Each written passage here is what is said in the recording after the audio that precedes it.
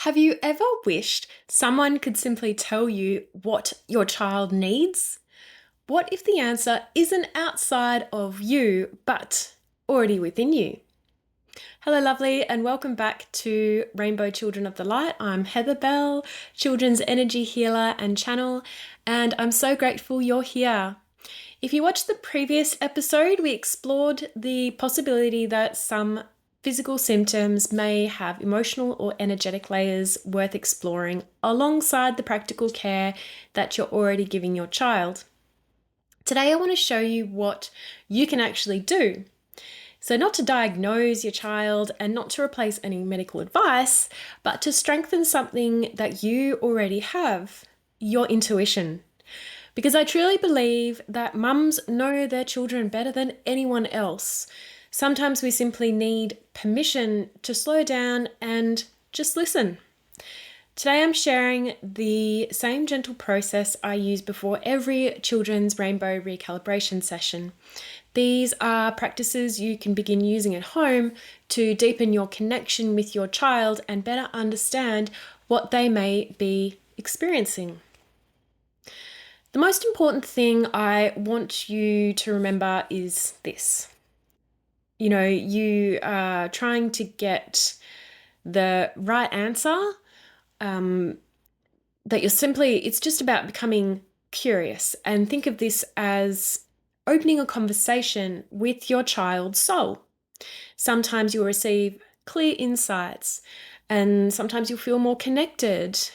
Sometimes nothing obvious will actually happen, and that's okay too. Like any relationship, your intuition grows stronger with practice. So before tuning into your child, tune into yourself.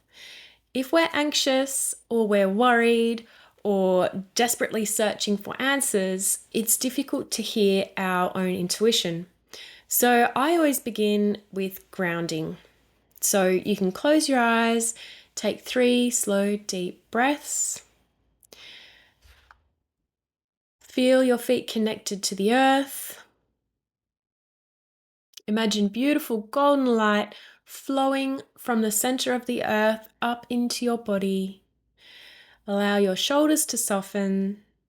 Allow your breath to slow. And you don't need to become perfect at this. You just simply need to be present. Now gently picture your child in your mind's eye. You don't have to analyze, or it's just about noticing. They might be doing something like playing soccer, but you can just tune in and see what their energy feels like today. Does it feel busy or calm or heavy, bright or scattered or quiet? There's no right or wrong answer. It's just becoming aware. Sometimes I notice colors. Sometimes I notice sensations. Sometimes not a clear picture comes through. Every connection is different. And in terms of the physical symptoms, I'm not asking, how do I fix this? We try asking, what does my child need today? Is there something my child is carrying that isn't theirs? What would help my child feel better or lighter? You can just kind of feel in and notice how these questions feel for you. It's very intuitive, but they're gentle and they're curious and they're open. And the quality of our questions often determines the quality of the answers we receive. So one of my favorite practices is to quietly say, is there an emotional or energetic layer connected to what my child is experiencing? And is it for my highest good to know? Please show me clearly. And then ask for a sign. So again, I covered this in the last episode, but you can choose a butterfly or a rainbow or an elephant and ask to see this sign within 24 hours. And after you've asked, you can just let that go. You don't spend your day searching for it. You just remain open. And then sometimes it arrives within minutes, or sometimes it might arrive hours later, pops up on your social media, could be on someone's t-shirt, But it really is just about learning to trust your intuition and your guides, really, to be able to share this information with you and your child's guides.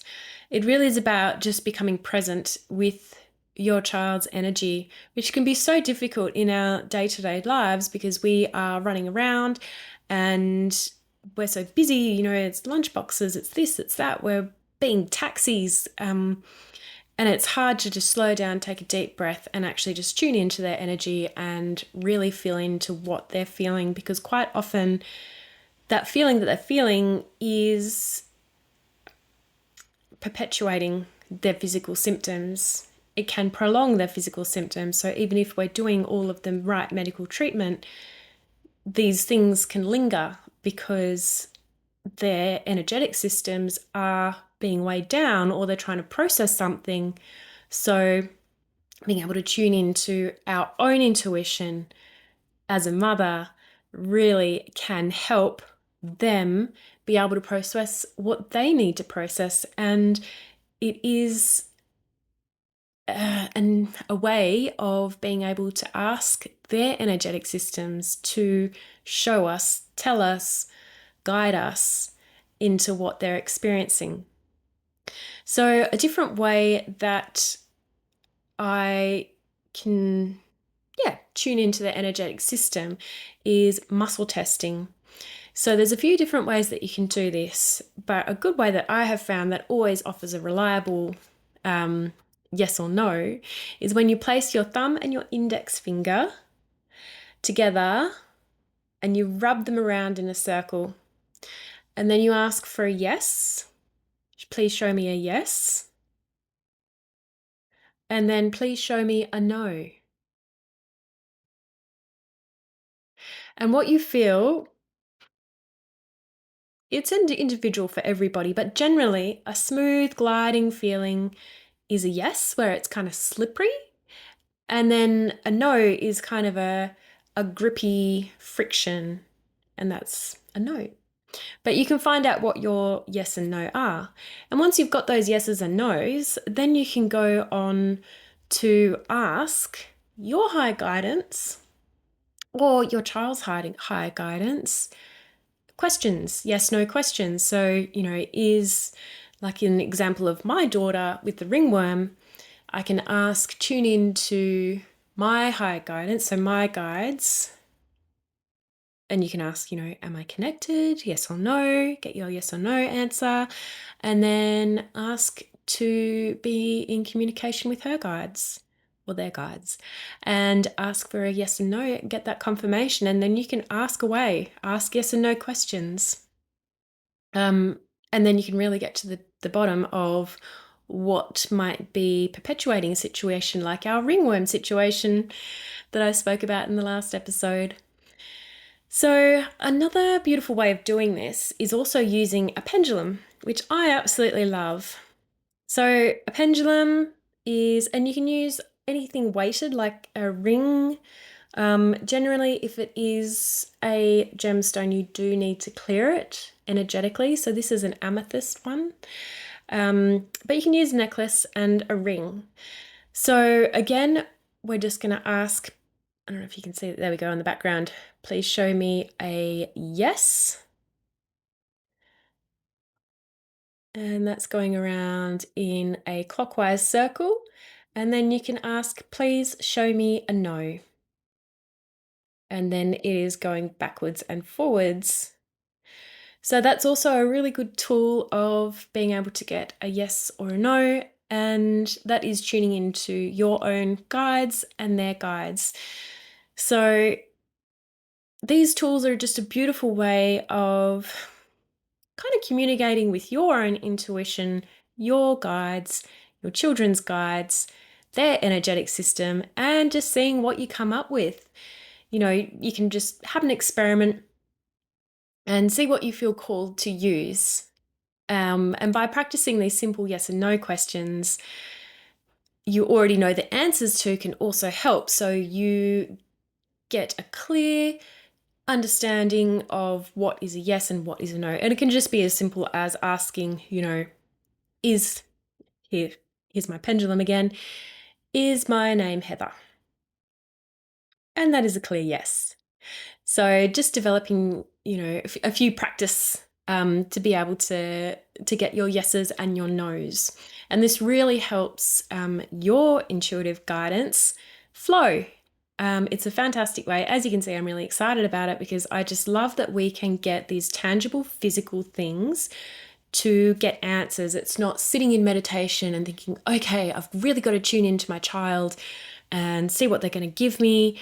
It is, well, I can physically see. I can see that pendulum is moving in a clockwise direction. I can see it moving backwards and forwards or across, and that's my no. So I'm getting that tangible results, which feels so much more validating than just having was that a yes or was that a no, or what is that feeling? Because sometimes we can't really feel what a child is feeling because what they're feeling might be different to how we interpret it, what they're feeling.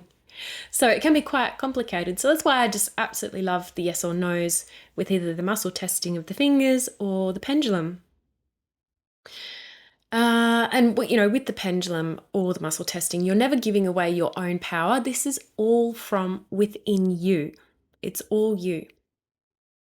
So sometimes, despite all of our love and our intuition, we still feel like we're missing a piece of the puzzle. And, sometimes that's completely okay. And that's one of the reasons why I have the children's rainbow recalibration sessions, because during these sessions, I connect with the child's energetic field and their higher self and their guides to explore what might be sitting beneath the surface and clear it, heal it. Sometimes it's emotional overwhelm, energy that doesn't belong to them, or fear, nervous system, energetic imbalances, and sometimes it's something completely unexpected. So, the purpose isn't to replace our doctors or our nurses, therapists or other practitioners doing what they do. It's just offering a gentle layer of energetic clearing, which can help our children's physical symptoms and also get to the root cause sometimes of what could be underlying. So if there's one thing I would love you to remember today is this: your intuition is not something you need to earn. It's something you begin to remember. It's innate. Every time you slow down or become curious or choose connection over fear, you're strengthening that beautiful relationship between you and your child. And you don't have to have every answer. You just need to be willing to listen. So if you found today's episode helpful, I would love to know in the comments, which one of these practices are you going to try first, or do you have any experience with these practices? And if you would like personalized guidance into what your child's emotional and energetic systems may be holding, I would love to support you through a children's rainbow recalibration session. So thank you so much for spending this time with me.